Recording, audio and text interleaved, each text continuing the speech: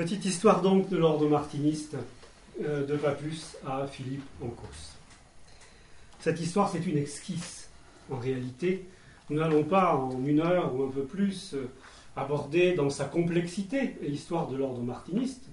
Ce serait évidemment intéressant, mais il faudrait pour ça tout un séminaire. Donc, ce que je me propose de faire, c'est de retracer cette histoire, de regarder avec vous quels sont les éléments, les événements phares de cette histoire, et puis de nous attacher aussi à quelques personnages que vous connaissez tous, qui ont marqué, parfois marqué profondément, l'histoire de l'ordre martiniste de Papus à Philippe Ancos. Cette histoire, elle commence par une rencontre, une belle rencontre, comme le martinisme en compte d'ailleurs beaucoup, entre Louis-Claude de Saint-Martin et le jeune Gérard Ancos, qui à l'époque se faisait appeler le mage Papus. Un siècle sépare le philosophe inconnu de Papus. Un siècle qui aurait suffi à faire oublier Louis-Claude de Saint-Martin si Papus n'avait pas eu l'intuition géniale de le ramener en pleine lumière. Papus, en fondant l'ordre martiniste, l'a fondé sous le patronage posthume de Louis-Claude de Saint-Martin.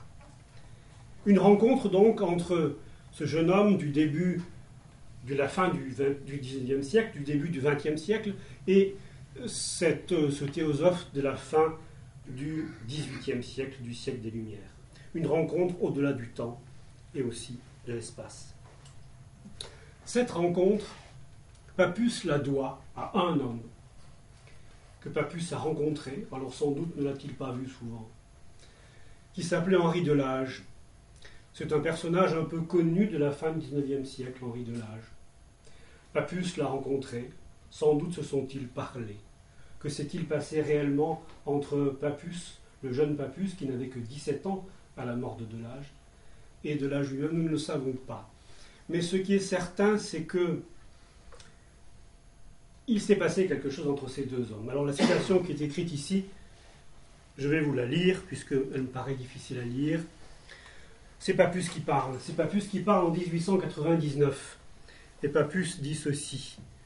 Delage voulait donner à un autre la graine qui lui avait été confiée, et dont il ne pensait pouvoir tirer aucun fruit. Pauvre dépôt, constitué par 2 lettres et quelques points, résumé de cette doctrine de l'initiation et de la Trinité qui avait illuminé tous les ouvrages de Delage. De cette rencontre va naître peu à peu l'ordre martiniste. Premières initiations, Papus lui-même en témoigne, premières initiations en 1884-1885. Premières initiations dont Papus nous dit ici, c'est un texte toujours de 1899, les premières initiations personnelles, sans autre rituel que cette transmission orale de 2 lettres et de quelques points, eurent lieu de 1884 à 1885, rue Rochechouart. De là, elles furent transportées rue de Strasbourg, où les premiers groupes virent le jour. Premières initiations 1884-1885, première loge 1887. Rien n'a encore été formalisé. Nous sommes là dans la préhistoire de l'ordre martiniste qui va se constituer précisément à partir de l'année 1887 jusqu'en 1891, date à laquelle il sera complètement finalisé dans la structure que nous lui connaissons depuis. Je voudrais vous dire un mot du contexte. Le contexte de 1887, c'est aussi la présence en France de la Société théosophique, qui a été fondée par, tout le monde le sait, Madame Blavatsky, à New York en 1875. Cette société commence à se répandre de par le monde et elle est particulièrement présente en France. Avec une particularité.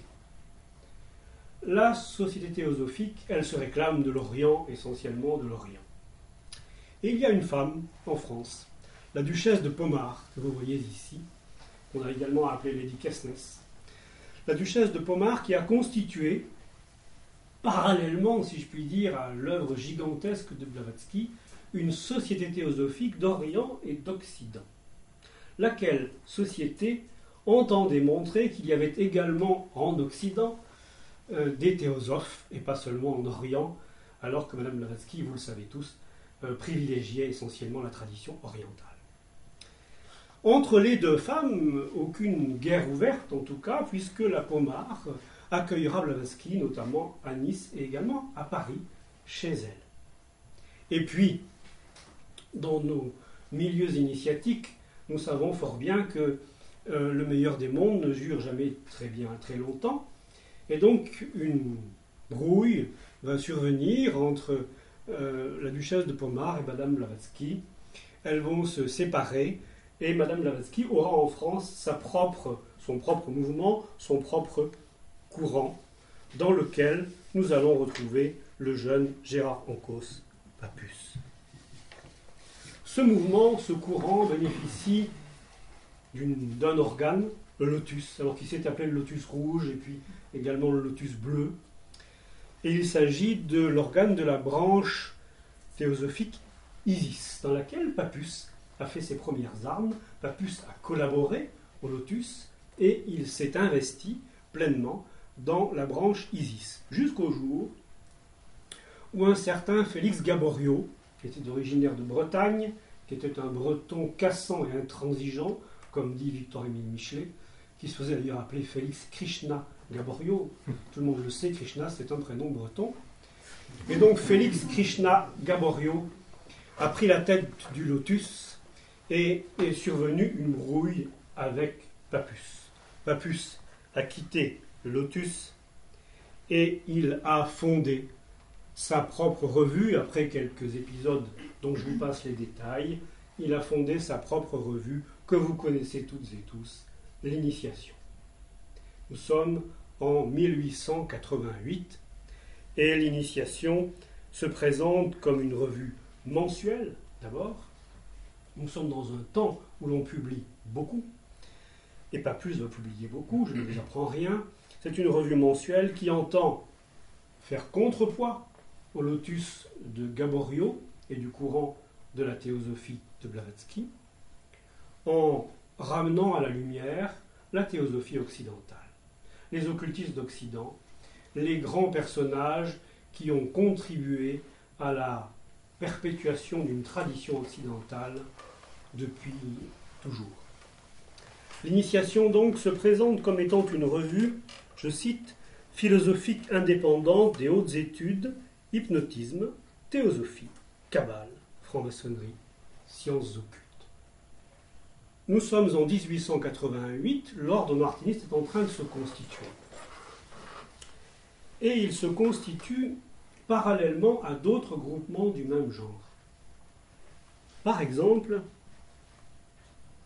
le groupe indépendant d'études ésotériques, que Papus a constitué comme une sorte de courant, de mouvement extrêmement libre, un peu sur le modèle des loges théosophiques d'ailleurs, où l'on vient discuter d'occultisme, où l'on vient échanger des idées, échanger des informations, bref, se rencontrer et parler de choses qui nous sont en commun.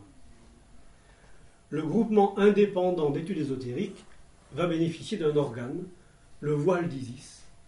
Vous connaissez tous de nom au moins la revue, le voile d'Isis. Ce que vous ignorez peut-être, c'est que le voile d'Isis, à l'origine, était un hebdomadaire. Donc nous avons un courant qui est en train de naître, avec de jeunes gens, de jeunes hommes et quelques jeunes femmes, qui bénéficient tout d'un coup de deux supports, deux organes de presse. L'Initiation, qui est un mensuel, et le voile d'Isis, qui est un hebdomadaire. On a du mal à imaginer aujourd'hui ce genre de choses.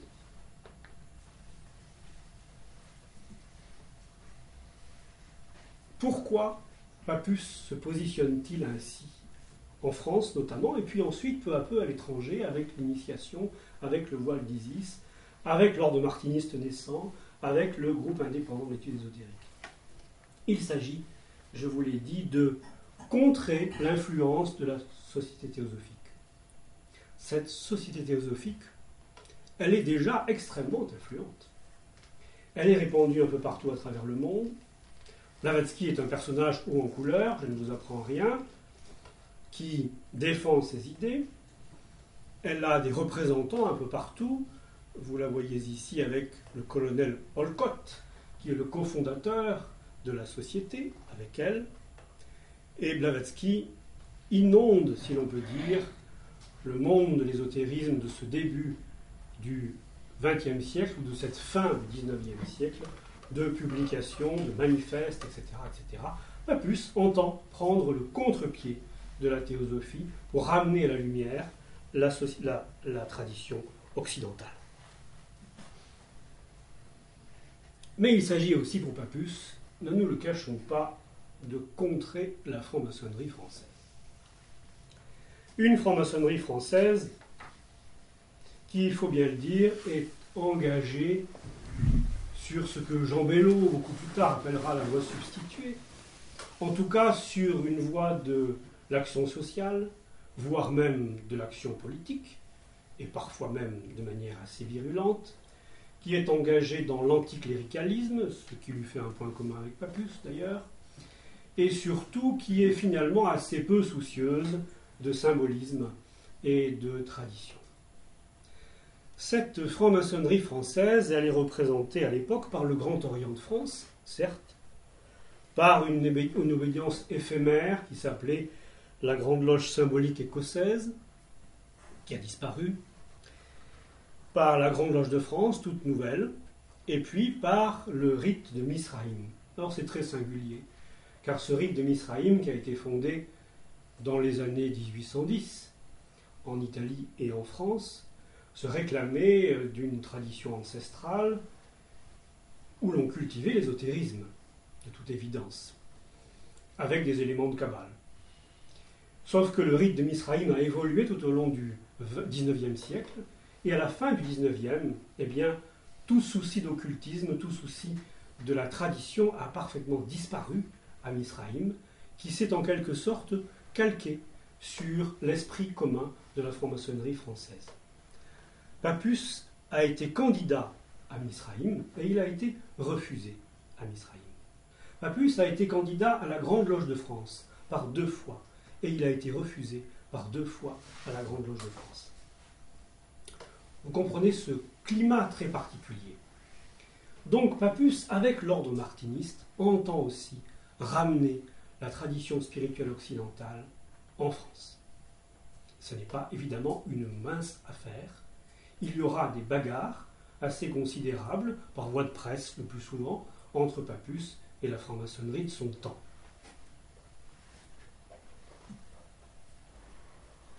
En 1891, c'est la naissance du Suprême Conseil de l'ordre martiniste, qui jusque-là était en phase de constitution. 1891, c'est la date officielle de la constitution du premier Suprême Conseil, qui est composé de 12 membres, et puis ce nombre évoluera par la suite.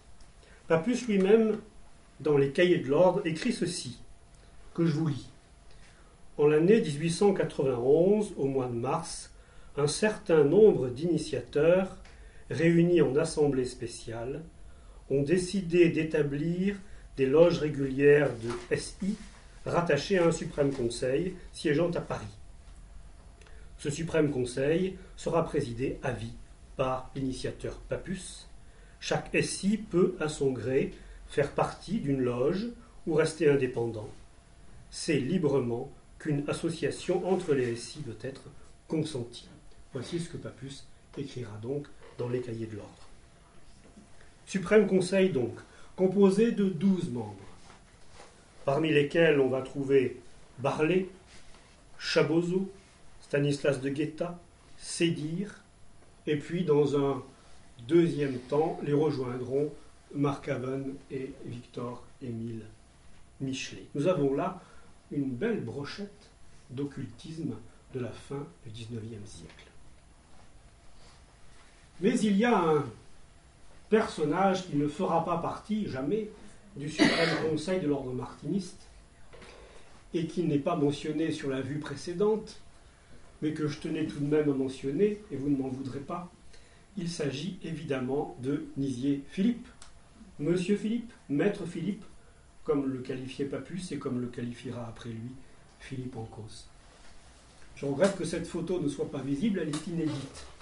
Elle est prise au Clos Landard, aux banlieues lyonnaises. On y voit Papus sédire Marcaven, l'épouse de Marcaven et l'épouse de Philippe, ainsi que sa belle-mère, dont il ne pensait pas que du bien. Monsieur Philippe, donc, c'est la rencontre providentielle de Papus avec son maître spirituel, aux environs de 1893, c'est-à-dire très peu de temps après la naissance officielle de l'ordre martiniste. Papus a consigné dans un carnet, vous en avez une feuille ici, scrupuleusement tout ce que M. Philippe lui avait dit, tout ce qu'il avait vécu auprès de M. Philippe, et ce carnet, vous le savez, a été particulièrement exploité par le docteur Philippe Ancos après Papus. M. Philippe, c'est un homme dont il est difficile de tracer le portrait. C'est un homme étrange. C'est un homme singulier, qui ne correspond à aucun personnage que l'on connaisse de son temps, ni d'ailleurs sans doute d'autres temps. Il est à part. Et il est à part de toutes les sociétés initiatiques, y compris l'ordre martiniste, où il n'entrera jamais. Mais Papus a considéré Philippe comme étant en quelque sorte l'apôtre invisible, le terme est de Papus, de son mouvement. Et voici ce qu'écrit Papus, parlant de Philippe comme étant le maître inconnu. Le maître inconnu passe pour être le chef, l'initiateur, l'apôtre presque invisible, mais ardent, d'un grand mouvement mystique qui, au-dessus des religions officielles et malgré leurs dogmes, circule en ce moment parmi les nations occidentales. Ce grand mouvement, vous l'aurez compris, c'est l'ordre martiniste. Il y a une organisation qui va naître parallèlement à l'ordre martiniste en 1888, c'est-à-dire au même moment. C'est l'ordre kabbalistique de la Rose-Croix de Stanislas de Guetta. Cet ordre dans lequel Papus, non pas au début, mais assez rapidement, va s'impliquer. Et puis d'ailleurs, Papus succédera un temps à la grande maîtrise de l'ordre kabbalistique de la Rose-Croix, à la mort de Guetta, et après Barlet, qui sera le grand maître intermédiaire. Entre l'ordre kabbalistique de la Rose-Croix et l'ordre martiniste, il y a une parenté d'esprit. À tel point d'ailleurs que les deux ordres vont s'associer en 1892. L'ordre kabbalistique est né en 1888, donc 4 ans après. Ils vont s'associer de manière un peu informelle, il faut bien le dire, mais l'ordre kabbalistique deviendra une sorte de cercle intérieur de l'ordre martiniste pendant quelque temps. Et il faudra, par exemple, pour être admis dans l'ordre kabbalistique, être dépositaire titulaire du grade de SI de l'ordre martiniste.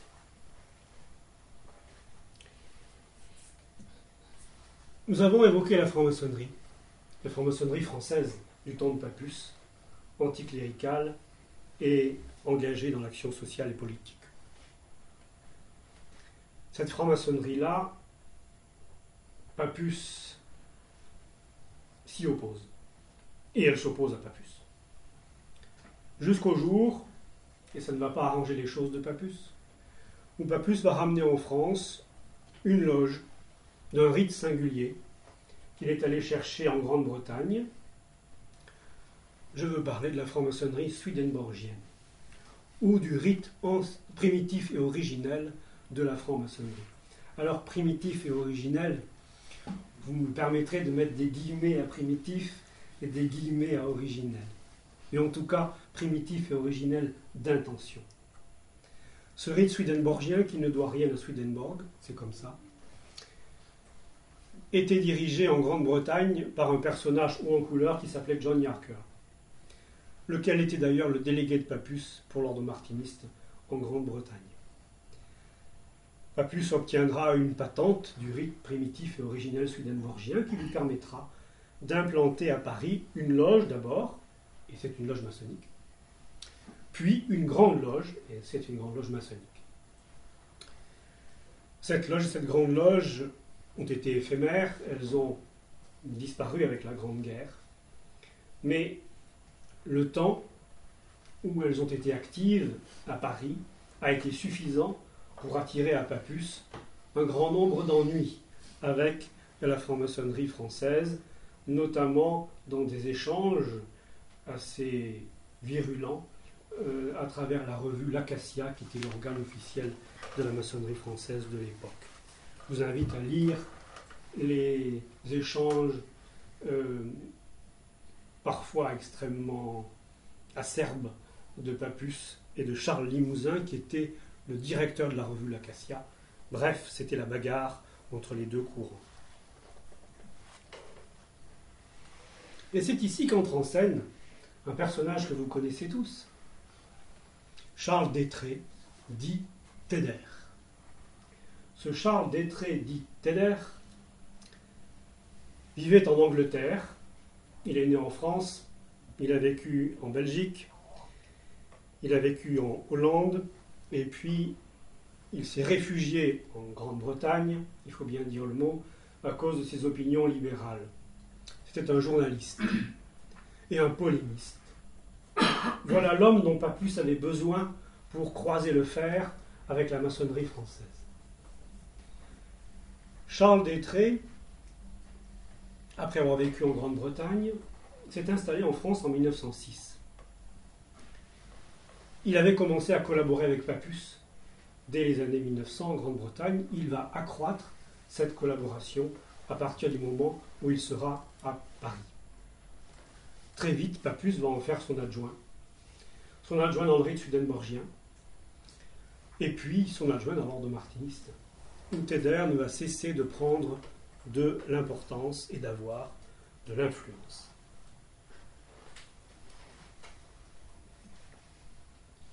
Cette influence se retrouve notamment dans un grand congrès qui a eu lieu à Paris en 1908. Vous avez là également une belle brochette d'occultisme à la tribune, parmi lesquels, derrière, il y a un jeune homme qui porte un cordon maçonnique. Et ce jeune homme, sans doute en avez-vous entendu parler, il s'appelait René Guénon. Ce René Guénon qui a été dans l'entourage de Papus et puis qui, comme chacun sait, s'est séparé de Papus pour se mettre, j'aime bien l'expression, à son compte. En 1908, l'ordre martiniste et quelques sociétés initiatiques organisent à Paris un grand convent dans le but précisément de taquiner un peu la franc-maçonnerie française, à commencer par le Grand Orient de France, d'ailleurs. Ce grand convent vise à ramener en France les rites égyptiens, les rites maçonniques égyptiens, de Misraïm et de Memphis. Ce qui sera fait donc en 1908. Papus en obtiendra une patente, je vous passe les détails de la patente, qui lui permettra de fonder, de constituer en France un grand conseil général des rites unis de Misraïm et Memphis. Ça remonte à 1908. Dans ce convent, un homme joue un rôle essentiel, c'est Charles Détré, Teder. Car Teder, qui a été reçu tardivement dans la franc-maçonnerie, Teder est absolument subjugué par la franc-maçonnerie initiatique traditionnelle, et il va vouloir à tout prix que l'ordre martiniste, lui aussi, s'oriente vers une certaine maçonnisation, à laquelle Teder d'ailleurs va parvenir. Nous allons en parler. Cette maçonnisation commence dans ces années 1900, avec la naissance de la Grande Loge swedenborgienne de France, puis les rites unis de Memphis-Misraïm en 1906 et 1908, qui vont permettre, dans cette cohabitation avec l'ordre martiniste, une certaine porosité entre les mouvements.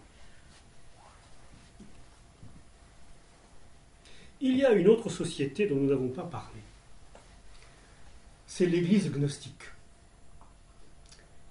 En 1911, Papus passe un traité d'alliance avec l'une des deux branches existantes à l'époque.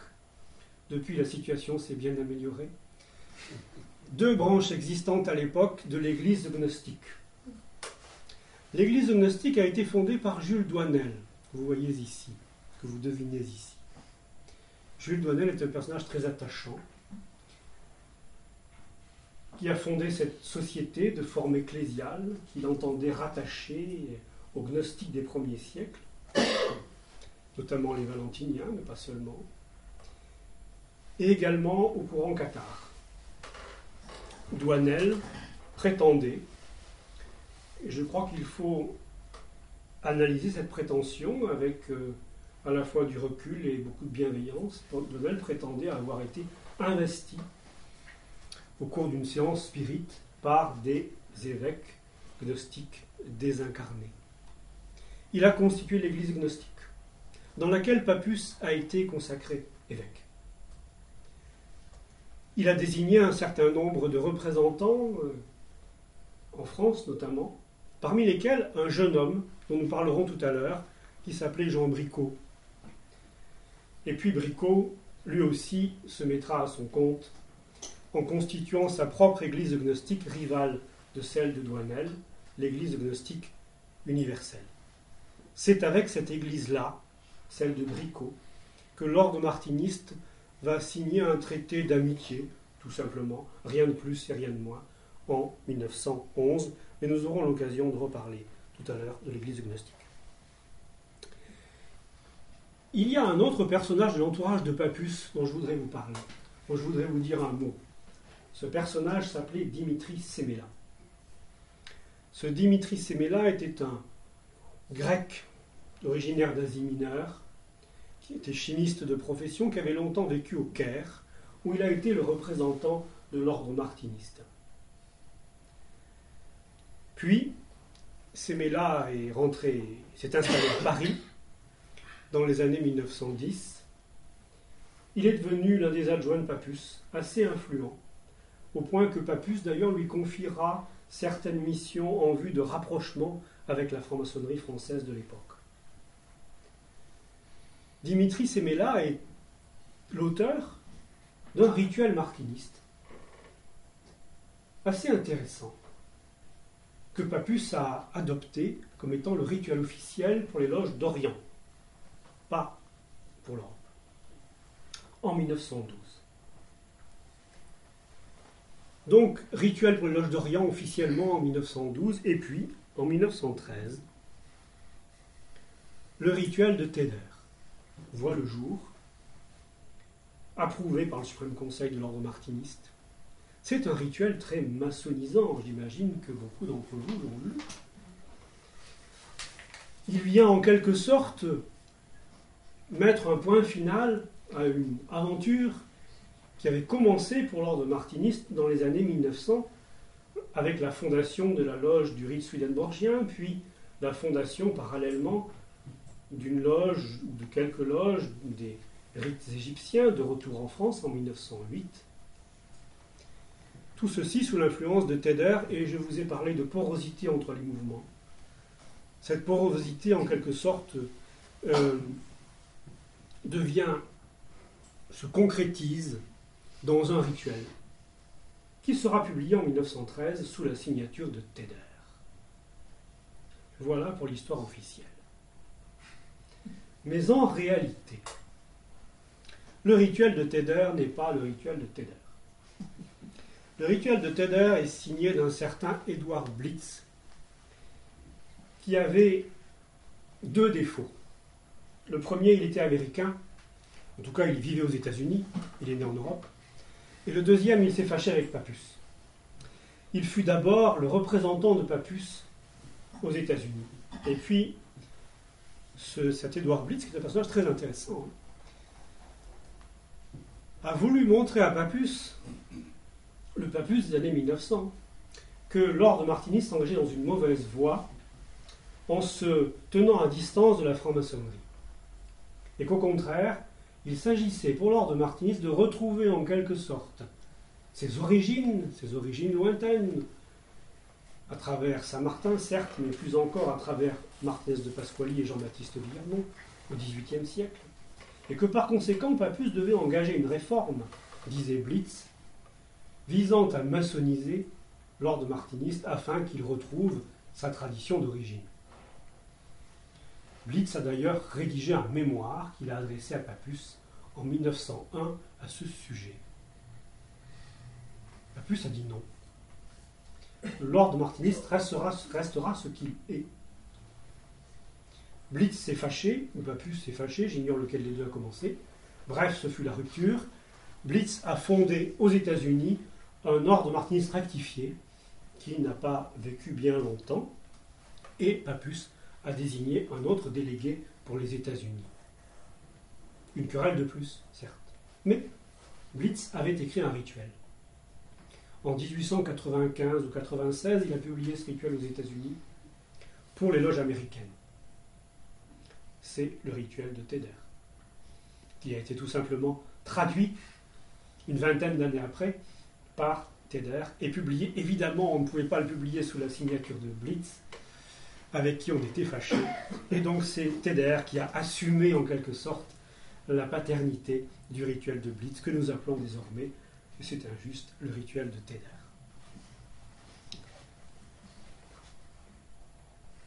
Pourquoi le rituel de Teder? La réponse tient dans un élément de synchronicité. En 1913, date à laquelle paraît le rituel de Teder, en France, une nouvelle obédience voit le jour. Alors cette nouvelle obédience, elle porte un titre assez long. Elle s'intitule « La Grande Loge nationale indépendante et régulière pour la France et ses colonies ». Elle deviendra, en 1948, la GLNF. Cette obédience qui voit le jour en France, sous l'autorité de Pierre de Ribeaucourt, Édouard de Ribeaucourt, pardon, merci, Pierre c'était son fils, sous l'autorité d'Édouard de Ribeaucourt, cette obédience, elle ramène en France une franc-maçonnerie que Papus aime, la franc-maçonnerie dont il a rêvé depuis toujours, celle qu'il a essayé bien difficilement d'implanter avec le rite swedenborgien, puis avec les rites égyptiens. Une franc-maçonnerie qui considère que la tradition maçonnique est une tradition spirituelle. Des liens sont évidents entre les deux courants. Un rapprochement s'opère entre la GLNF naissante, qui naît dans un contexte où tous les maçons en France sont contre le nouveau projet maçonnique, évidemment, et qui a besoin d'alliés, qui a besoin de secours. Ces alliés, la GLNF naissante va aller les chercher du côté de l'ordre martiniste. Il y aura des tentatives d'accord qui ne vont pas aboutir, mais il y aura les tentatives de rapprochement. Papus et Ribeaucourt vont essayer de construire ensemble quelque chose. D'où le rituel extrêmement maçonnisant de l'ordre martiniste à l'époque où apparaît en France ce qui deviendra la GLNF. Nous sommes en 1913. Si le projet de Papus n'aboutit pas, c'est parce que la Grande Guerre arrive. Papus sera volontaire sur le front, médecin chef d'une ambulance. N'en doutons pas, il a dû sauver un grand nombre de blessés. Mais il laissera sa vie. Papus est déjà malade. Il est atteint d'un diabète, d'une part, et puis il va contracter la tuberculose, dont il mourra en octobre 1916. Et comme vous le savez tous, avant de mourir, en octobre 1916, Papus était assis sur ce fauteuil qui est à ma droite. Papus meurt. Il laisse une œuvre absolument immense, à commencer par une œuvre littéraire. Anatole France disait de Papus, c'est le Balzac de l'occultisme. Cela signifie qu'il est l'auteur d'une œuvre de vulgarisation, mais d'une œuvre aussi gigantesque, colossale, par le nombre de publications, ne serait-ce que les articles publiés dans toutes sortes de revues, et puis tous les volumes qui ont été publiés au fil des ans. J'ai rassemblé ici les ouvrages martinistes proprement dits,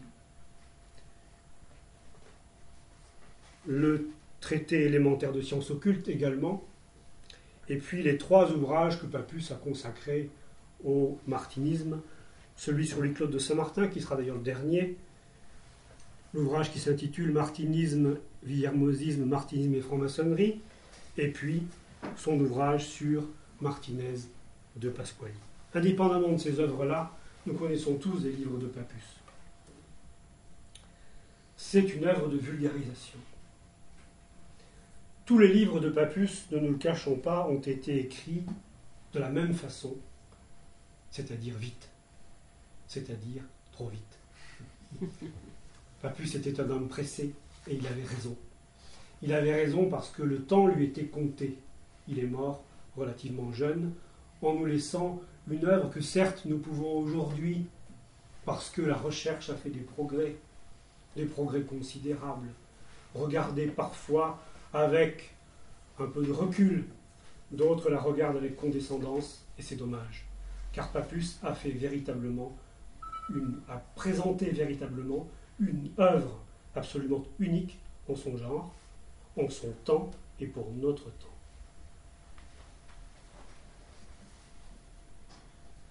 Pappus meurt et donc c'est Charles Détré Thédère qui devient le grand maître de l'ordre martiniste. Il était le grand maître adjoint et, comme vous le savez maintenant, l'auteur du fameux rituel qui porte son nom. Thédère donc devient très officiellement, j'insiste sur ce point, le grand maître de l'ordre martiniste. Pourquoi j'insiste? Tout simplement parce que cette désignation, cette élection a été contestée et ça n'est pas contestable. Ce que je veux dire, c'est qu'en son temps, la grande maîtrise de Thédère n'a été contestée par personne. Certes, on était en pleine grande guerre. Le suprême conseil n'a pas pu se réunir, c'est le comité directeur qui a procédé à l'élection de Thédère comme grand maître, Pappus n'ayant pris aucune disposition à ce sujet. Mais encore une fois, cette élection n'a pas été contestée en 1916. Elle le sera un peu plus tard. Thédère meurt à son tour pendant la guerre, le 26 septembre 1918, à Clermont-Ferrand, où il avait été hospitalisé. Thédère n'a donc pas eu le temps de donner son empreinte à l'ordre martiniste, comme sans doute il l'aurait souhaité. Mais il a eu le temps de désigner 2 adjoints. Il y en avait un de trop. 2 adjoints, Victor Blanchard, à Paris, et Jean Bricot, à Lyon. Du temps de Thédère, c'est-à-dire pendant la guerre, tout s'est passé dans le meilleur des mondes. À tel point d'ailleurs que Jean Bricot, patriarche en titre de l'Église gnostique universelle, est venu à la demande de Thédère consacrer à l'épiscopat Victor Blanchard en 1918, me semble-t-il. Paris a donc collaboré avec Lyon jusqu'à la mort de Thédère, et à partir de quoi Paris s'est élevé contre Lyon et Lyon s'est élevé contre Paris. Il y a eu 2 courants se réclamant, non pas de la succession de Pappus, mais de celle de Thédère. L'un à Paris avec Victor Blanchard, qui va donner naissance à l'ordre martiniste et synarchique. Et l'autre à Lyon avec Jean Bricot, qui va se réclamer de la succession directe de Thédère. Alors, me direz-vous, lequel des 2? Je me garderai bien de répondre à cette question. Mais je pense que l'histoire y a répondu dès les années 1920, car les 2 hommes ont produit des chartes, toutes 2 soi-disant signées de la main de Thédère. À tel point d'ailleurs que la polémique est venue sur la place publique et un libraire, qui était Chacornac, s'est proposé de réunir les protagonistes, ou plutôt sagement de réunir des représentants des protagonistes, pour que chacun amène ses papiers et qu'une commission, sans doute pas bien large, puisse examiner les documents. C'est ce qui a été fait. Et semble-t-il, les documents de Victor Blanchard étaient moins sérieux que ceux de Jean Bricot. En tout cas, c'est Bricot qui sera considéré comme très officiellement le successeur de Teder. L'ordre martiniste et synarchique de Victor Blanchard, né en 1920, disparaîtra en 1922. Il réapparaîtra après, on en reparlera. Mais désormais, il n'y a plus qu'un seul courant, c'est celui de Bricot.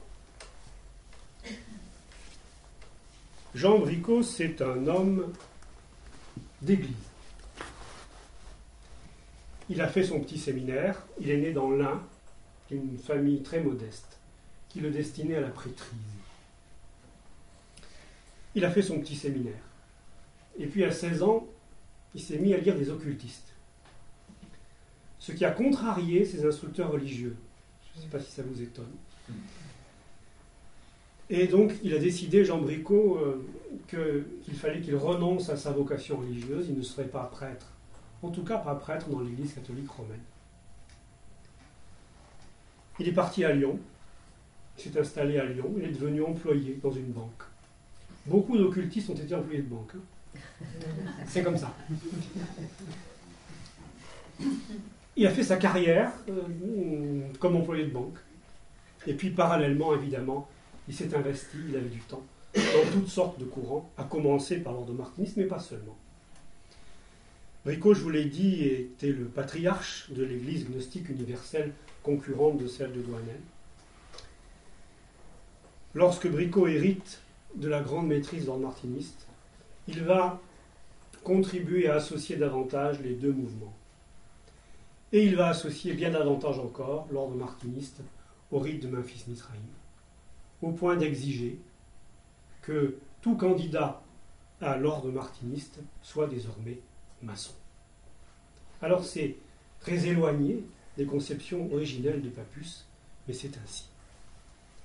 Bricot est également un écrivain. Il a publié un certain nombre de documents, de brochures, d'ouvrages. Il s'est essayé en un temps où il fallait s'essayer à l'histoire de l'occultisme, et il a publié un certain nombre de documents, d'ouvrages qui aujourd'hui peuvent être regardés avec respect et distance, vous voyez ce que je veux dire, mais qui en son temps ont été des œuvres très utiles. Bricot donc souche le martinisme sur la franc-maçonnerie.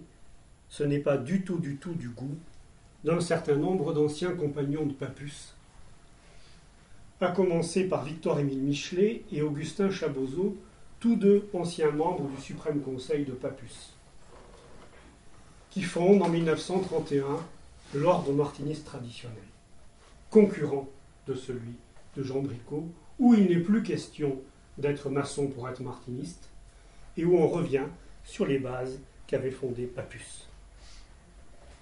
Nous sommes en 1931. En 1934,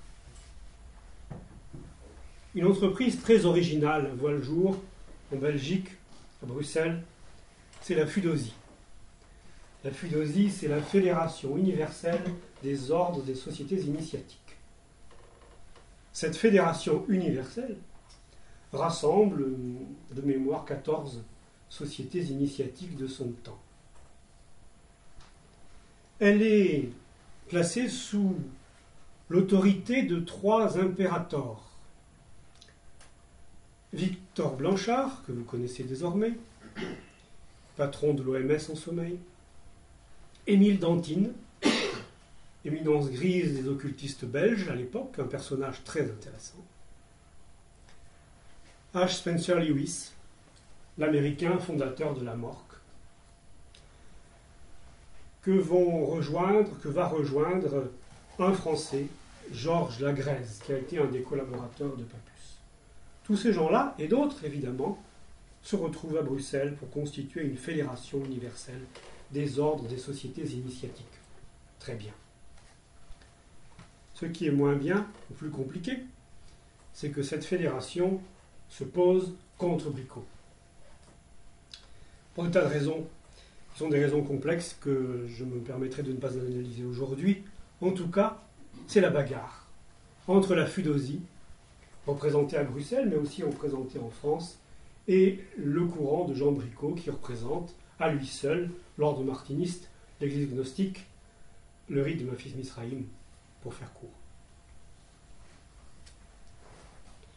Jean Bricot meurt en 1934, en février. Il ne verra pas la naissance très officielle de la Fudosie. Il a senti que les choses arrivaient seulement. C'est Chevillon qui aura à s'en occuper. Car c'est Constant Chevillon qui succède à Jean Bricot en 1934 jusqu'en 1944. Constant Chevillon, c'est aussi un homme d'église. Comme Bricot, il a fait son petit séminaire. Mais sans doute a-t-il rencontré, lui, les occultistes un peu plus tard. Il a fait aussi le grand séminaire. Il a été sans doute ordonné diacre. Il a étudié les lettres à la faculté de lettres. Il a enseigné la philosophie. Il a fait même un passage à l'abbaye Solesmes et il a enseigné la philosophie chez les jésuites. Puis, ou parallèlement, il a rencontré Papus, il a rencontré l'occultisme, il a rencontré le martinisme, il a rencontré Jean Bricot. Il ne sera donc pas ordonné prêtre dans l'Église catholique romaine, mais, comme Jean Bricot, il assumera une fonction sacerdotale dans l'Église gnostique. La Fudosie est apparue à Bruxelles en 1934. Chevillon réagit et fonde à son tour une fédération rivale. La Fudosphie. Comme disait Robert Amadou, où sont les copies, où sont les originaux. La Fudosphie, Fédération universelle des ordres et sociétés et fraternités des initiés, rivale de la Fudosie, pour laquelle Chevillon ira chercher une alliance aux États-Unis, lui aussi, avec le rival de Spencer Lewis. Je veux parler de Clymer. Tout ceci n'est pas bien méchant. Ces rivalités, la guerre, évidemment, va y mettre fin. Chevillon, c'est un homme de plume, lui aussi, comme Bricot. Mais sans doute, il faut bien dire les choses, d'une autre envergure intellectuelle.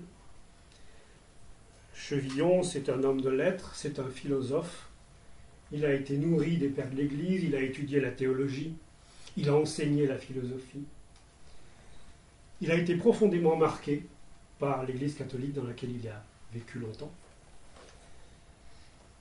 Et toute son œuvre en est profondément marquée, mais c'est une œuvre d'un ésotérisme chrétien profond, je crois sans équivalent dans les années 30 ou 40, époque à laquelle Chevillon a publié un certain nombre de livres, Du néant à l'être, Et verbum caro factum est, la tradition universelle, Le vrai visage de la franc-maçonnerie, etc., etc. La guerre arrive.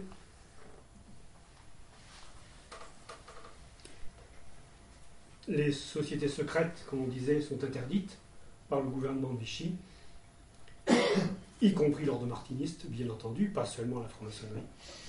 Et certains martinistes entrent dans la clandestinité.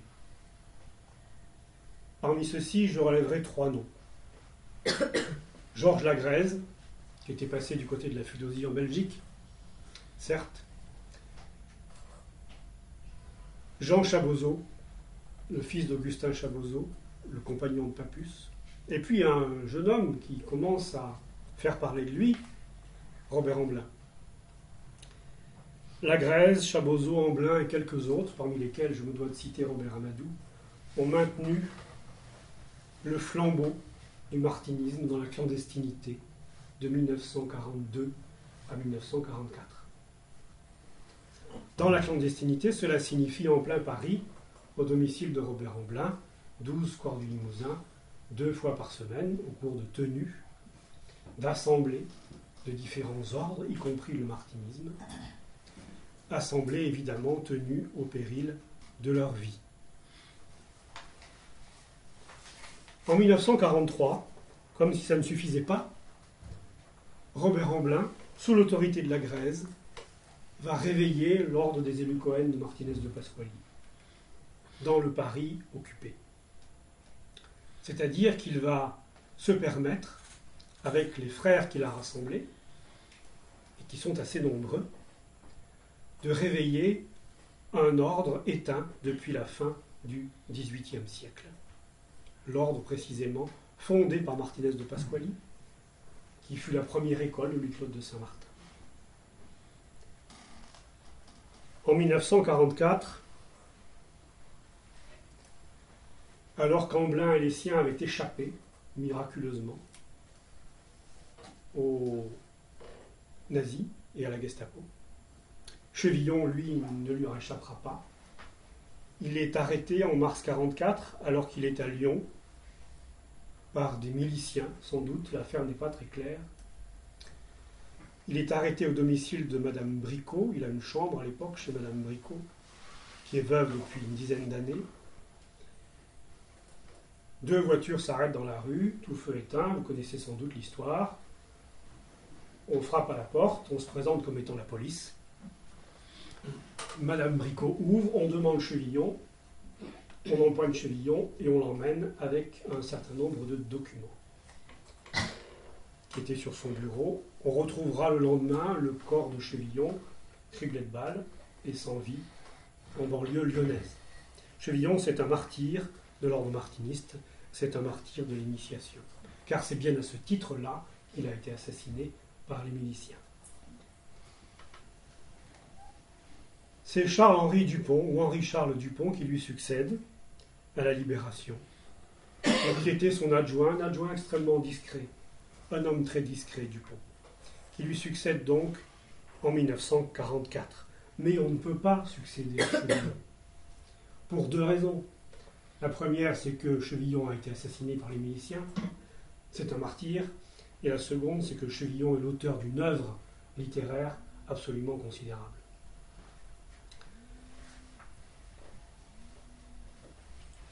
« 1946-1948, c'est la Libération. 3 livres sortent dans ces années-là. 3 livres de 2 auteurs que vous connaissez bien. Le premier, Robert Amblin, publie successivement en 1946 un livre qui s'intitule « Le martinisme, histoire et doctrine ». Et puis en 1900, c'est un gros livre. Et puis en 1948, un tout petit livre, une plaquette, qui s'appelle « Le martinisme et ses véritables origines », qui vient contredire le livre publié par Robert Amblin 2 ans plus tôt. En 1946, c'est également le premier livre d'un certain Robert Amadou, Louis-Claude de Saint-Martin et le martinisme.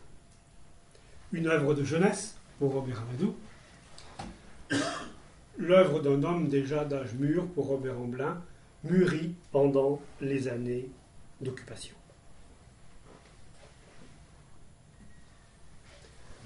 Alors la guerre est terminée, mais pour l'ordre martiniste, les choses sont compliquées. Car voici les courants en présence à la fin de la guerre. L'ordre martiniste de Dupont vivote. Jules Boucher, dont je n'ai pas encore parlé, mais que sans doute vous connaissez de nom au moins, Jules Boucher tente de fonder son propre ordre martiniste, l'ordre martiniste rectifié, qui finalement ne verra pas le jour. Jean Chaboseau a succédé à son père à la tête de l'ordre martiniste traditionnel. Son père est mort en 1946. Chaboseau est élu à la grande maîtrise. Il va démissionner en 1947. Les élus Cohen de Robert Amblin se sont dispersés et l'OMS de Blanchard semble définitivement entrer en sommeil, après avoir été réveillé dans les années 30 quelque temps. Voilà donc la situation du martinisme, des ordres martinistes, dans les années, à la fin des années 40. Ce n'est pas une situation brillante. Mais, en 1952, Philippe Ancos procède au réveil de l'ordre martiniste de son père. Ce réveil sera réalisé avec dans l'ombre de Philippe Encausse un homme qui est ici à la tribune, c'est Robert Amblin. C'est Robert Amblin qui transmettra à la totalité du Suprême Conseil, c'est le schéma que vous devinez ici, de 1952, l'initiation martiniste, celle-là même qu'il avait maintenue dans la clandestinité sous l'occupation. Il la transmettra à la totalité du Suprême Conseil de l'ordre martiniste, ainsi réveillé en 1952, sous l'autorité incontestable de Philippe Encausse. Philippe Encausse, donc, nouveau grand maître. Philippe Encausse, fils de Papus, bien entendu. Le manifeste de l'ordre martiniste de 1952 dit ceci: il appartenait au fils de Papus, entouré de quelques amis et admirateurs de son père, de reprendre le flambeau en vue de donner une vie nouvelle au martinisme papusien. Tout est dit dans ces quelques lignes de ce manifeste de l'ordre martiniste de Papus en 1952. C'est le grand réveil, le grand retour de l'ordre martiniste dans le monde des sociétés initiatiques. 52 donc. En 57, souvenez-vous, dans les années de la Belle Époque, il y avait eu une association entre l'ordre martiniste et l'ordre kabbalistique de la Rose-Croix, de Stanislas de Guetta. Eh bien, Robert Amblin, à son tour, réveille l'ordre kabbalistique de la Rose-Croix, Stanislas de Guetta. Il le réveille officiellement en 1957. Il y aura désormais une entente, une excellente alliance entre les deux ordres, l'ordre martiniste d'une part et l'ordre kabbalistique de la Rose-Croix de Robert Amblin d'autre part. Et puis, nouvelle initiative de Robert Amblin, en 1958, un an plus tard.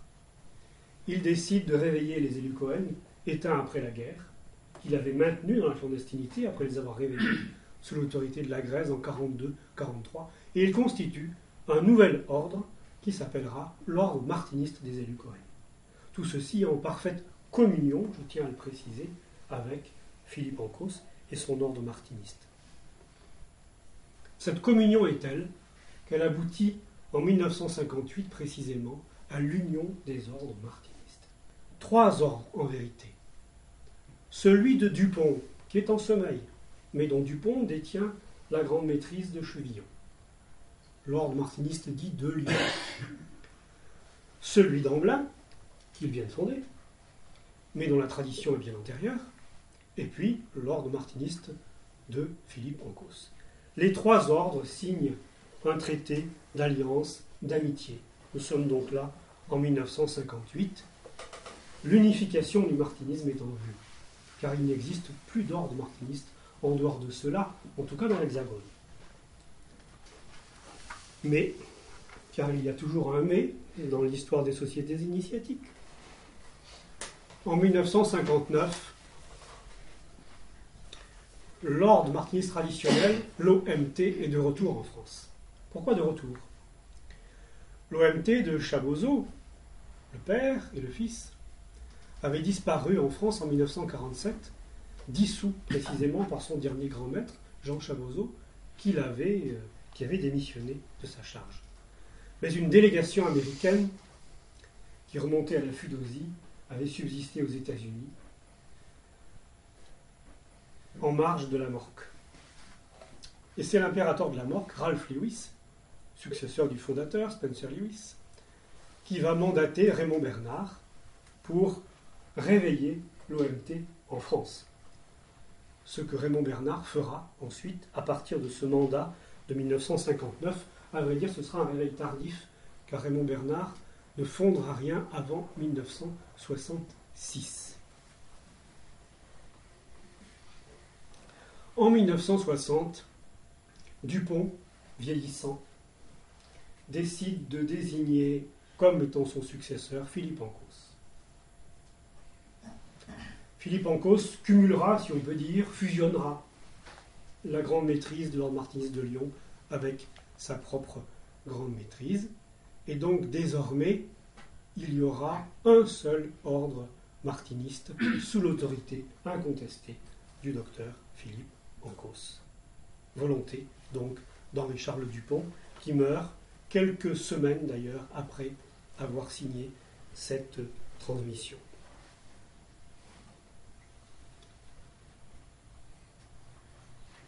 En 1962, 2 ans plus tard, alors que subsistent l'ordre martiniste et l'ordre martiniste des élus Cohen de Robert Amblin, les deux fusionnent à leur tour. Il n'y aura plus qu'un seul ordre martiniste, constitué de 2 cercles.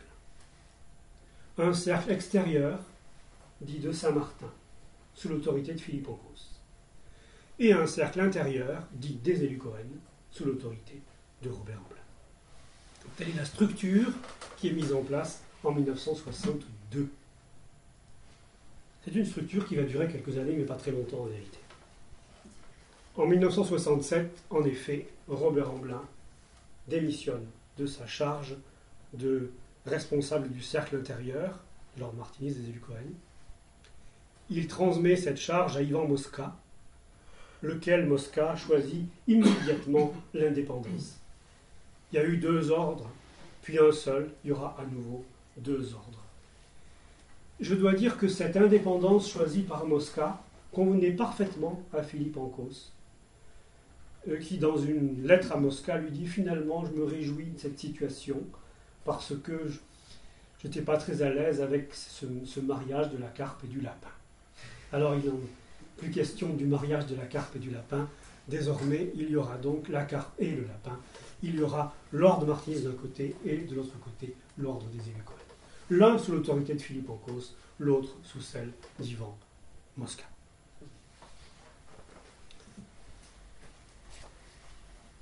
L'union est dissoute, c'est ce que je viens de vous dire. Le protocole de divorce, si je puis dire, est publié dans la revue L'Initiation en 1967. Nous sommes à la veille de 68, là je ne vous apprends rien. 68, évidemment, les choses se compliquent. Les choses se compliquent parce que, d'une part, Ivan Mosca va mettre les élus Cohen en sommeil, donc il n'y aura plus qu'un seul ordre, l'ordre martiniste, c'est tout. Vous allez me dire, finalement, ça simplifie les choses. Sauf que Robert Amblin décide de son côté de fonder une nouvelle organisation, l'ordre martiniste initiatique. Les choses ne vont pas aller forcément très bien avec Philippe Ancos. Il y aura une brouille entre les 2 hommes pendant un certain temps et on peut comprendre parfaitement les raisons qui ont fait que Philippe Ancos était extrêmement contrarié de l'initiative très particulière de Robert Amblin, sur lequel il y aurait beaucoup à dire, mais ce n'est pas le lieu aujourd'hui. Car Philippe Ancos, ce qui le caractérise, comme l'a dit son épouse, Jacqueline, dans un livre qu'elle lui a consacré, c'est un serviteur inconnu. Il est celui précisément qui a cherché à fédérer toute sa vie, à rassembler les ordres martinistes, les martinistes de tous horizons ou de tous orients. Et il ne pouvait être que contrarié de l'initiative de Robert Amblin, même si Robert Amblin, sans doute, avait ses raisons très personnelles. Vous voyez ici Philippe Ancos, Robert Amadou au centre et Jacques Breyer.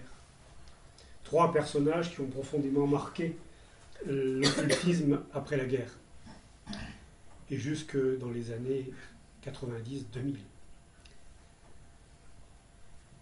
Ces 3 personnages sont des personnages très différents et ils me paraissent parfaitement illustrer ce qui fut la vocation de Philippe Ancos. Une de ses vocations, c'est de rassembler des hommes et des femmes d'horizons très divers. Et je crois que ce que nous lui devons, à travers ce qu'il a pu accomplir dans l'ordre martiniste, nous le lui devons aussi parce qu'il a su rassembler des hommes et des femmes. Et puis, Philippe Ancos, c'est aussi l'écrivain. L'écrivain qui avait qui avait produit sa thèse de médecine sur sciences occultes et déséquilibre mental. Il fallait le faire quand même. Il a réussi à pouvoir soutenir cette thèse, sciences occultes et déséquilibre mental. C'est une thèse très intéressante, je vous invite à la lire. de nos jours, sans doute faudrait-il ajouter quelques volumes, ce qu'a publié Philippe Ancos. Il a publié des livres de piété filiale, consacrés à Papus, bien entendu, consacrés à celui qu'il a appelé le maître. Et si nous parlons encore de Papus, si nous parlons encore de Maître Philippe ou de Monsieur Philippe, comme vous voudrez, c'est aussi grâce à Philippe Ancos.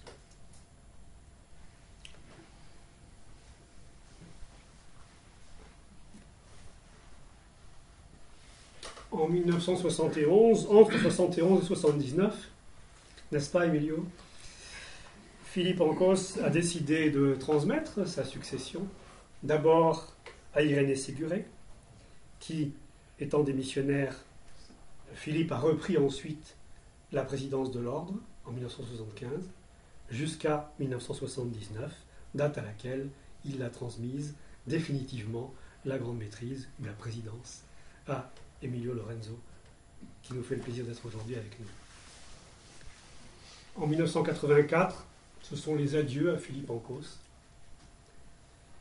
qui va retrouver son père, Papus, dans d'autres cieux, et dont le corps retrouvera aussi le corps de Papus au cimetière du Père-Lachaise. L'inhumation de Philippe Ancos a été faite par son vieux copain, son vieux complice, Robert Amadou, selon le rite syriaque d'Antioche. Je vais conclure. Je vais conclure, ou plutôt je vais laisser conclure Jacqueline Ancos, l'épouse de Philippe. Sous cette photo, vous voyez Papus et Philippe Ancos. Papus déjà dans l'âge mûr et Philippe Ancos enfant. Je vais conclure par un témoignage qui est précisément celui de Jacqueline Ancos dans le livre qu'elle a consacré à Philippe Ancos, le serviteur inconnu, son mari. Voici ce qu'écrit Jacqueline. Papus, quelques semaines avant son décès, avait consacré Philippe, petit garçon de 10 ans à peine, en lui imposant les mains sur la tête, en lui communiquant des pouvoirs et l'investiture de successeur au sein du martinisme. Ce fut la première expérience de Philippe, il ne l'oubliera jamais. Alors les historiens ont tendance évidemment à se méfier des témoignages, surtout lorsqu'ils sont tardifs. Personnellement, j'ai la faiblesse de croire que ce témoignage est vrai et que Papus, réellement, avait investi ce petit garçon de ses pouvoirs afin qu'il lui succédât un jour à la tête de l'ordre martiniste. Vrai ou pas vrai, nous ne le saurons peut-être jamais. En tout cas, j'espère vous avoir montré, à travers ces quelques diapositives et ce petit exposé, cette petite histoire de l'ordre martiniste de Papus à Philippe Ancos, j'espère vous avoir montré que cette histoire, ce témoignage, pouvait être vrai. Je vous remercie.